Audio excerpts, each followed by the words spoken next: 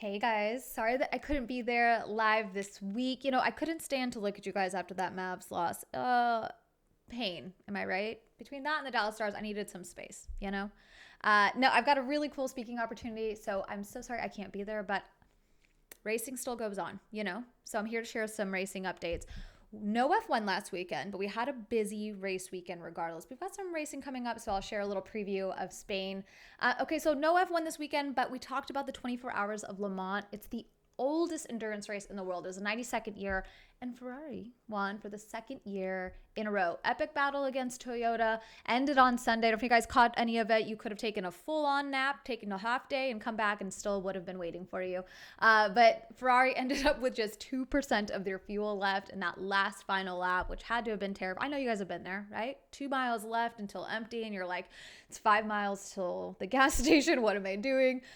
We've been there. But anyway, they pulled through. Really awesome to see. A lot of great energy in that crowd. It was really fun to watch live on Sunday. Those guys had to have been exhausted. But NASCAR had a fun weekend. One of my favorite drivers, Ryan Blaney, he won the inaugural Iowa 350.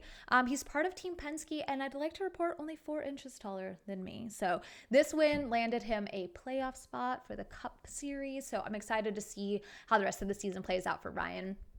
F1 triple header coming up. One of my favorite weeks of the summer. We got Spain, Austria, and Silverstone. Some of probably the most popular and exciting races of the year. Fans love it. There's a lot of drivers at their home race these weekends. So a lot will unfold coming up.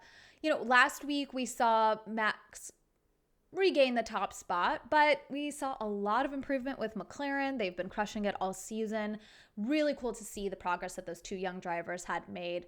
And Lewis and Russell ended up in third and fourth. So I'm excited to see, Russell in third, Lewis in fourth. It's okay. That was a decision Mercedes made, and I'm proud of them. I respect their decision. But hey, the possibilities are endless. I'm excited to see what McLaren does in Spain this upcoming week. I listened to a couple of podcasts from some of the Mercedes team and some of the McLaren team talking about some changes they've made. So maybe we'll see some improvements in those teams and others. Ferrari, had a double DNF after winning and having another podium placement with both drivers in Monaco. That Monaco hangover we talked about. 2 DNFs, what happens in Spain?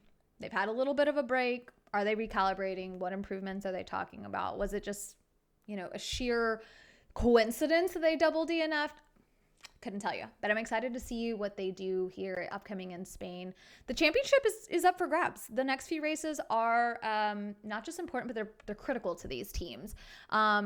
Each race truly drives an opportunity for each of those drivers to gather points, meaningful points, given that Max hasn't taken a total runaway the way he has in other seasons, and there's plenty of races left. So this entire race weekend, or this triple header of weekends, if you will determine quite a bit. So I'm excited to see how they do. I'm looking for some changes. I was excited to see Mercedes show pace in Canada. I don't want to celebrate too soon, and neither does their team. They know that they had 8 championship years. They never got complacent there. Now, seeing any improvement should not slow them down. I'm looking forward to them using that as momentum to get back up and running. Leclerc and Sainz handled last weekend in Montreal very well. I think they want to forget it. I think they want to bounce back and see what they could do. But I have my eyes on McLaren. Lando and Oscar are 2 of the youngest drivers on the track, but they are consistent. They've consistently gathered points, and I'm excited to see what they do coming up. But can they put in some work on this triple header? It's exhausting. Teams are tired. The pit crews are tired. The cars are tired.